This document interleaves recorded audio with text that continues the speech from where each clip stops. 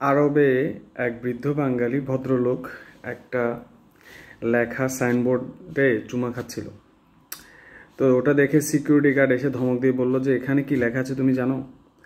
তো ভদ্রলোক বলে এটা আরবি আল্লাহর কালাম, তাই চুমু খেয়েছে। সিকিউরিটি গার্ড আবার ধমক দিয়ে বলে এখানে কি লেখা আছে জানো? এখানে লেখা আছে সামনে টয়লেট।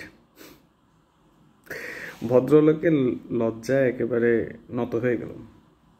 আমাদের বেশিরভাগ কোরআনের শিক্ষা অনেকটা লোকটার মতো আর কি, যে আরবি লেখাটা চিনতে পারি কিন্তু লেখা আছে কি সেটা জানার কোনো ইচ্ছা নাই।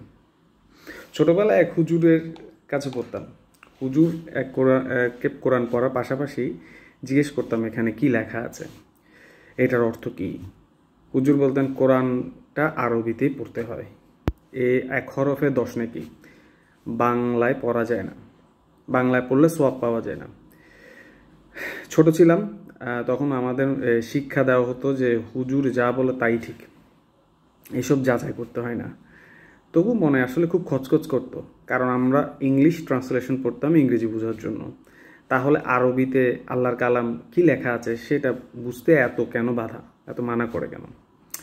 পরে বেশি দিন আর হুজুরের কাছে পড়া হয়নি, কারণ আমি অনেকটা আগ্রহ হারিয়ে ফেলেছিলাম।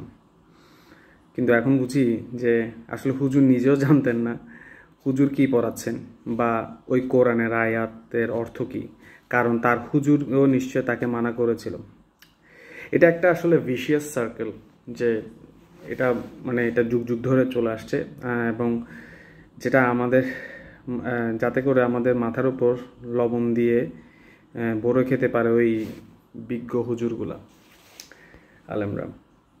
তো এক হাদিতে আছে যে এক জালিম কমকে শাস্তি দেওয়ার জন্য আল্লাহ ফেরেশতাদের হুকুম করেছিল। তো ফেরেশতারা বলেছে যে আল্লাহ, ওই কমের মধ্যে তো আপনার একজন নেক বান্দা আছে, এলেমদার বান্দা আছে, তাকে কি করব?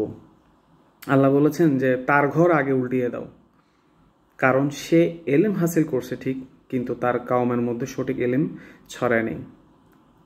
তো ইসলাম যদি কোরআন আরবিতে পড়াই হতো, তাহলে আল্লাহ কেন শাস্তি দিলেন সে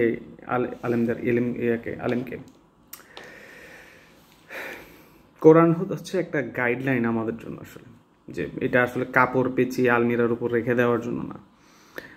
কোরআনটা পড়ার দায়িত্ব শুধু ইমাম আর হুজুরদেরও না, এবং তারাও মানুষ, আসলে ভুলের ঊর্ধ্বে না। তারা যদি আপনাকে সঠিক এলেম দিচ্ছে কি দিচ্ছে না সেটা আপনি বুঝবেন কি করে যদি আপনি নিজেই না পড়েন? তো এখানে থিওরিতে ফার্স্ট পেলেই হবে না, যে আরবি পারেন, আরবি বারবার কোরআন খতম দিচ্ছেন, আরবিতে বুঝতেছেন, 10 বার 20 বার 30 বার খতম দিচ্ছেন, সেটা আসলে মনে হয় ফার্স্ট পেয়ে গেলেন ধরে নিলাম।